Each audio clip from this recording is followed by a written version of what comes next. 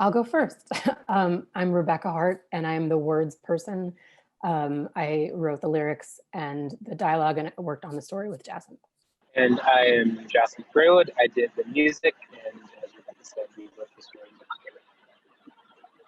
I know for me, I grew up in a house with, my dad was a director and playwright, and he was a student of Joseph Campbell, and he had this children's theater company that performed folk tales from all different cultures. And I grew up with this very strong sense of myth and legend as being very relevant to present day and to our human psychology. And so I also just really like, I guess, fantasy and epic and different worlds. So I tend to like go look for where the magic is.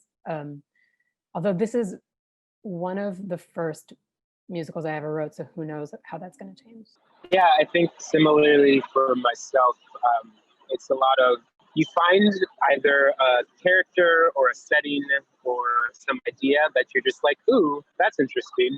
And then as you dig deeper and deeper into it, it's more like, and then this might happen, and then this might happen, and maybe this thing will go. And so I think that's where a lot of the inspiration comes from, is just the seed of an idea. And I think whether it's from just talking to people or reading a lot, listening to a lot of podcasts, there's certainly plenty in current events and news that could provide fodder for imagination. But I think it's always an initial seed, and then from there, the actual creative process, I think, is a muscle more so than an active inspiration, where you're just like, okay, and then maybe we'll take it this place, and maybe we'll take it this place. Tunes that we wanted to use is this Irish folk song, Shularoon. And so I remember we had a discussion at the beginning, and I was like, it's going to be the very first piece of music that opens up the show.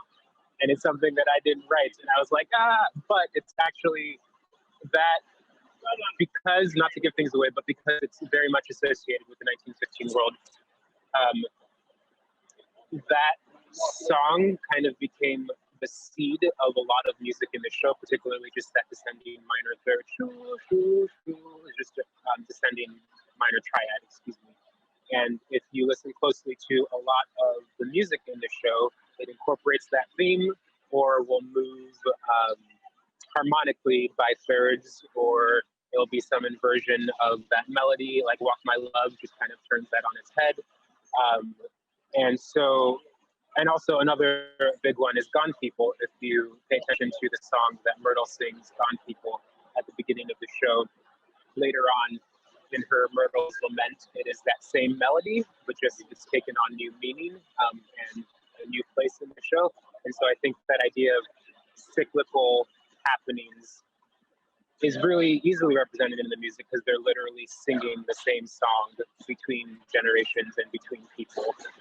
And yeah, I would say maybe go on an Easter egg hunt as you're listening to the show and see how many times you can hear either the Shularoon melody or some inversion of it, or Gone People, or even Nothing Goes Nowhere. The motivic elements of Nothing Goes Nowhere are also provide a lot of the motivic movements throughout the show.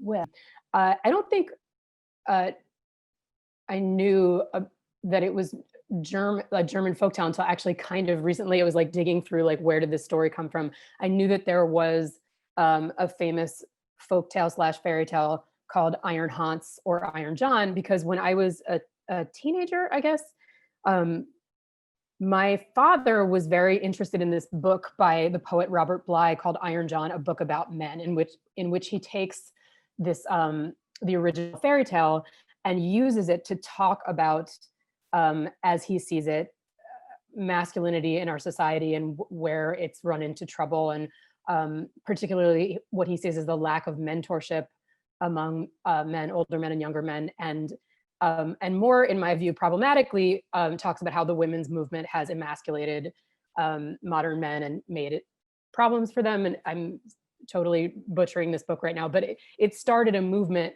that became known as the mythopoetic men's movement of the early 90s, late 80s. And a lot of Iron John groups sprung up, kind of male consciousness raising groups. My dad was very into it. And so I learned about that story from hearing him talk about Robert Bly's book. And we used to argue about the various aspects of the myth of poetic men's movement. And I remember as a kid, I was sort of always like, one day I'm going to write like a feminist version of Iron Haunts, you know, of Iron John. But I was really taken with the original story. It's very enigmatic. It's very odd. It leaves a lot of stuff unexplained. It's like there's this relationship, a central relationship between this little prince and the wild man of the woods, Iron John. And it's not like any other relationship I've seen in fairy tales. He's not his father, but he is his mentor. He's magical, but he's also not. It's like, I could go on about this for a long time, so I won't. Anyway, we get to NYU and we're working together, and I'm like, I have literally one idea. Like, when I came to NYU, I was like, I don't think I should be a writer. I don't have a lot of ideas. I have like one big idea at a time. And this was like, the idea that I had was like, I kind of want to write a feminist response to Iron John. And Jacinth was like, I read the story. It's cool, but like, who are these people and what are they doing? You know? And I was like, good question. And that's kind of what Jacinth was saying before about environment. We sort of started being like, where are they? And like, what's the like feeling of this environment? And I had just, this was part of it, that I had just finished listening to S-Town podcast and sort of the rhythms of Alabama and like the sort of Gothic magic of the American South was sort of in my mind. But we were also like, speaking of environment, there was a layer of like, we were writing this, Trump had just been elected, Charlottesville had just happened. There was a lot of constant talk at NYU about the moment we find ourselves in history. And so that kind of just like seeped into the story also.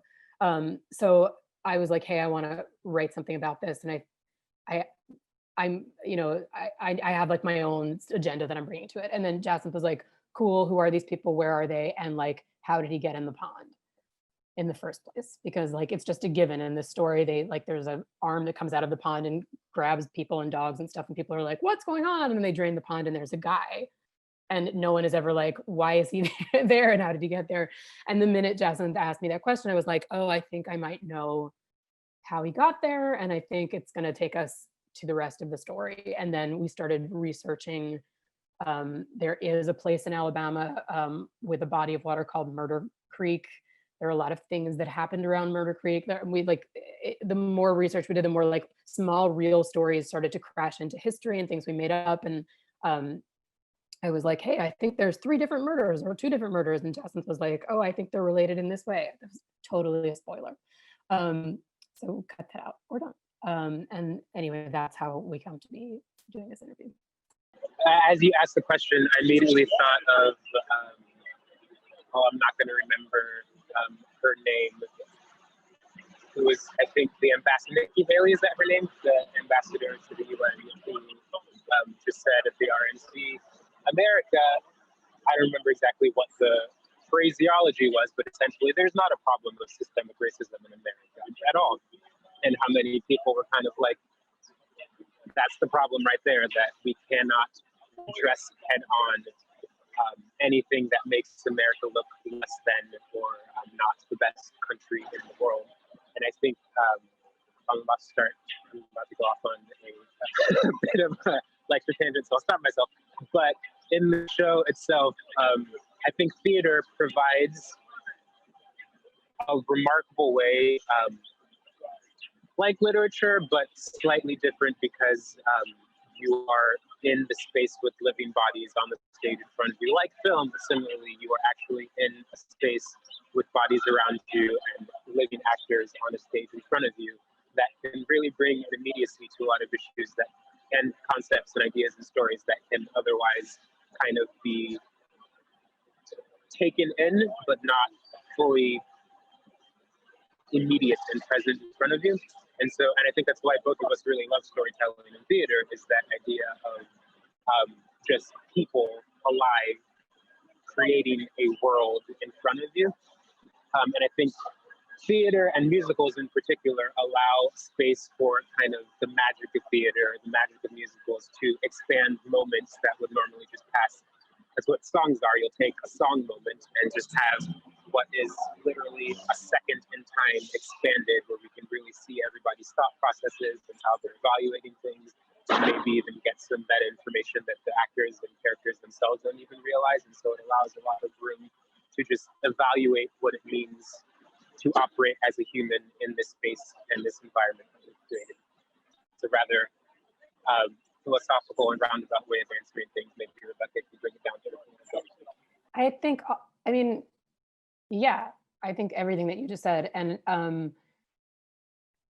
I think just the shortest answer for me was like a musical has music, and that like there's I know, just to speak only about Iron John, is that a lot of times in Iron John, what's happening in this scene, what they're saying is one thing, and what the music is doing is another thing.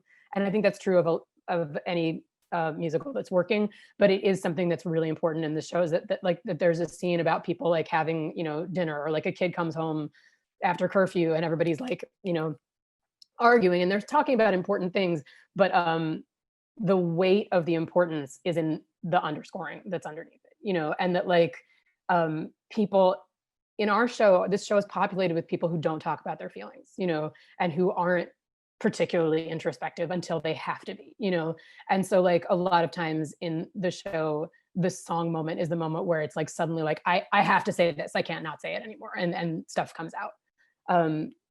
And I feel like this is also true of other forms like of books and things, so I'm not sure that this really applies, but I think there's just really something to showing, don't tell, showing, not telling, and instead of like getting on the stage and being like, this is a problem, or like we don't like this or whatever, it's like we're sort of taking you through a life for a little while with these people that you get to know, and you see them going through an experience that you can make your own decision about, and I think that there's power in that.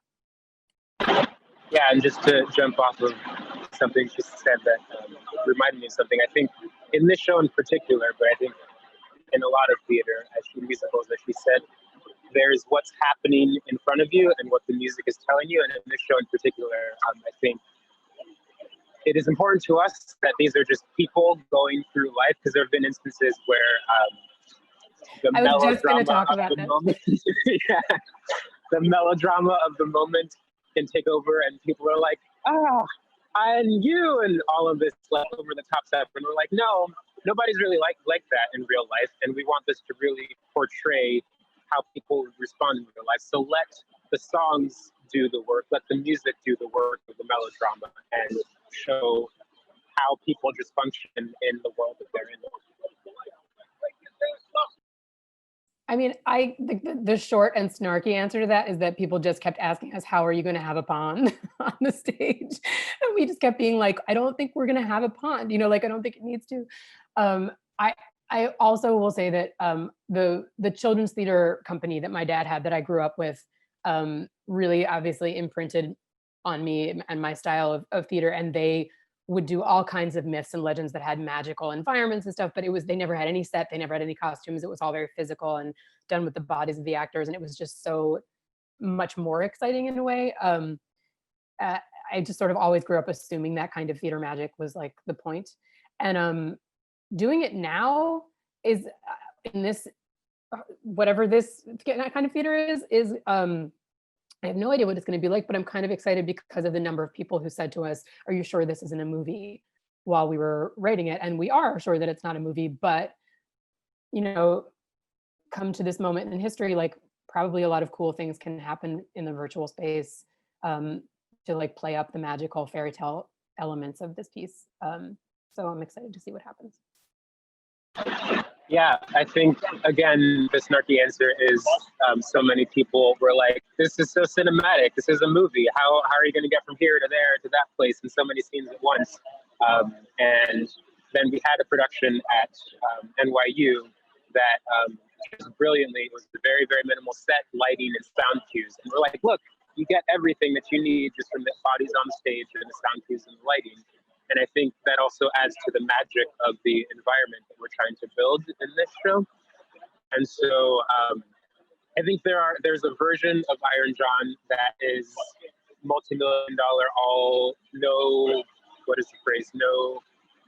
holds barred. There you go. No holds barred.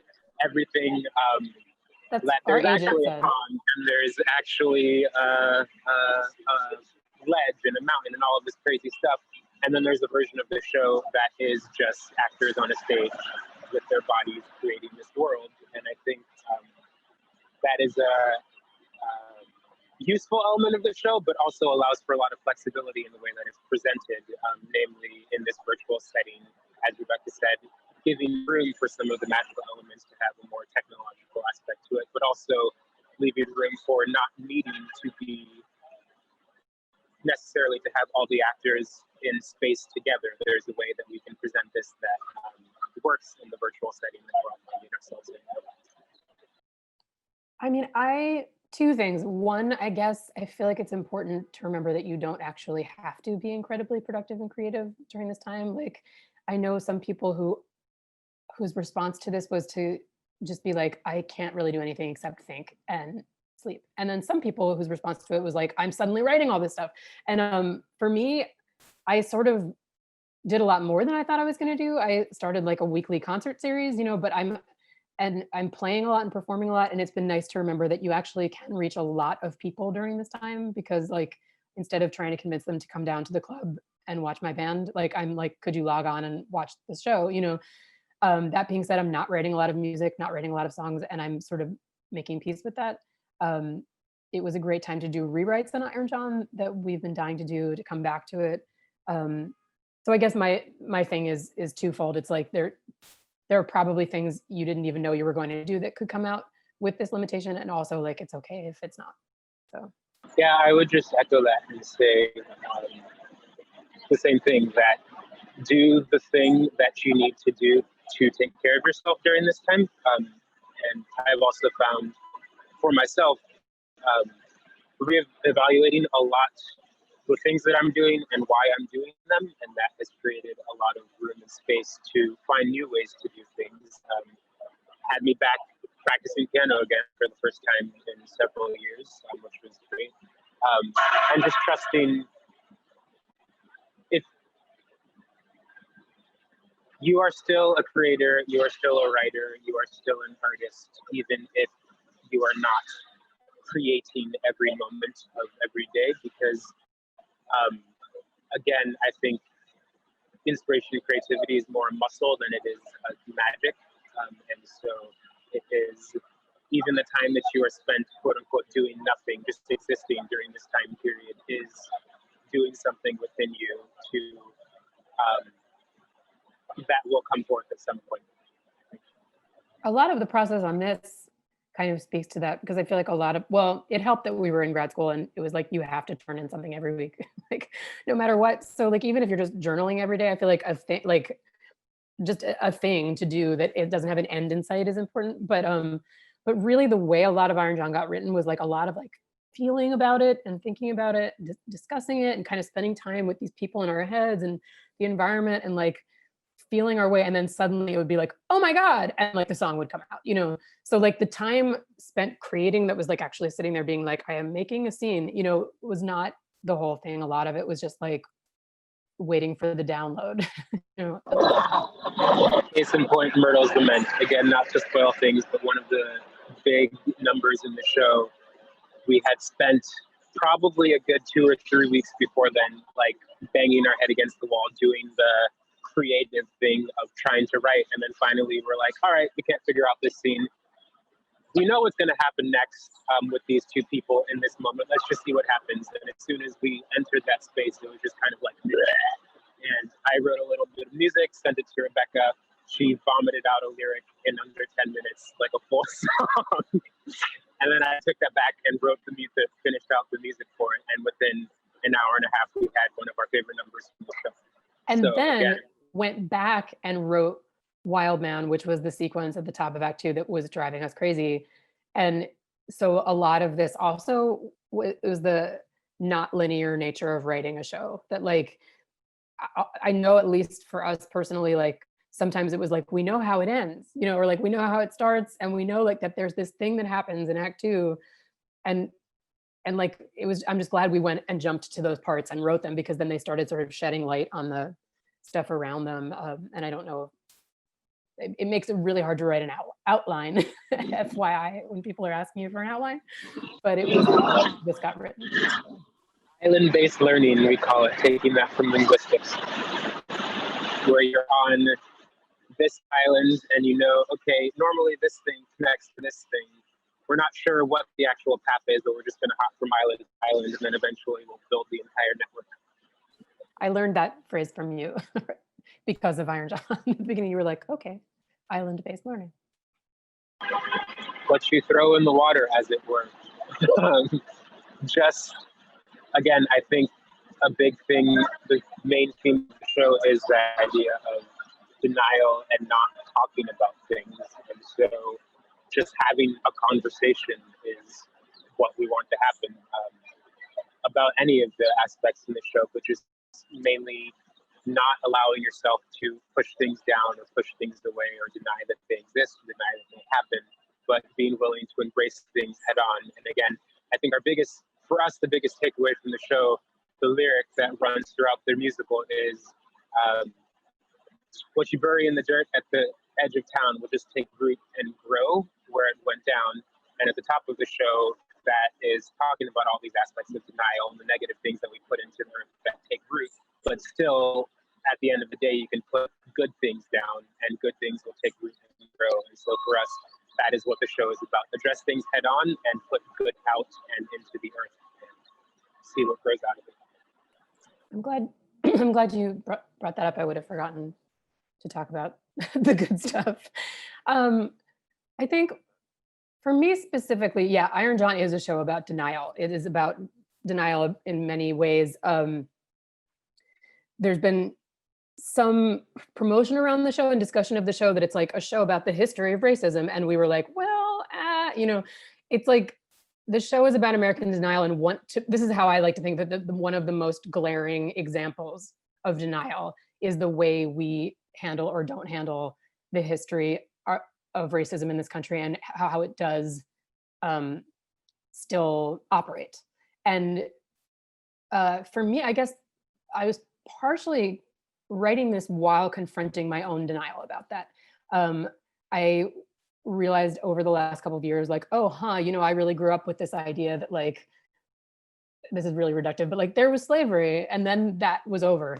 Yay, and then there was the civil rights movement and then we fixed that, and now everything was fine. And it's like, of course, I wouldn't have said like everything was fine, but I think that narrative was just in there more than I thought. And our advisor, Fred Carl, even when we were making this, my instinct was to be like, let's make the 1915 storyline like slavery times, and Fred Carl was like, it should be like after Reconstruction. And once he said that, it was like, oh yeah, because it was like, it's during a time where people were like, we're building it back up, and like that, or we think of as like, that's after the bad stuff, and the point being that it was not like this, it was like this. And we did if you want to hear us talk a lot about this, we did a big podcast that's like a talk through of Iron John recently, and we did it in early March, and people have been listening to it were like, why aren't you talking about George Floyd and Breonna Taylor and all of these things? And we were like, it hadn't happened yet, but this is the point, like of the show is like the stuff comes up, you can't push it down. So I guess that's a conversation I would like to see people having, like, in what ways are they like carrying around false narratives? And I think another thing that I would like to see people talking about, that I have a personal interest in, is the way we look at addiction, which is one of the ways one of the things we in ways in which denial manifests. We try to numb ourselves out and forget. And addiction is a thread in this piece because of that. And it's been interesting to think about the way I feel like we're still carrying around a story about how addiction is a moral failing, or is like, you're a bad person if you have this problem. And it's been interesting to see, I don't want to give it away, but like the ways people have responded to some of that plot. And I'd like to question that, yeah, it's also been meaningful to me to like have people approach after the show and be like, I'm glad that this came up I'm glad this song is in there. I recognize myself, I recognize my friend in this, it is a complicated issue, and it's not about like, bad or good. So that was me. Yeah, and that just also reminded me, I think something that is very important to us as well is that we don't come from musical theater backgrounds at all. I come much more from a classical tradition, played piano competitively growing up, was doing opera in that world. I think Rebecca comes from a singer-songwriter folk background.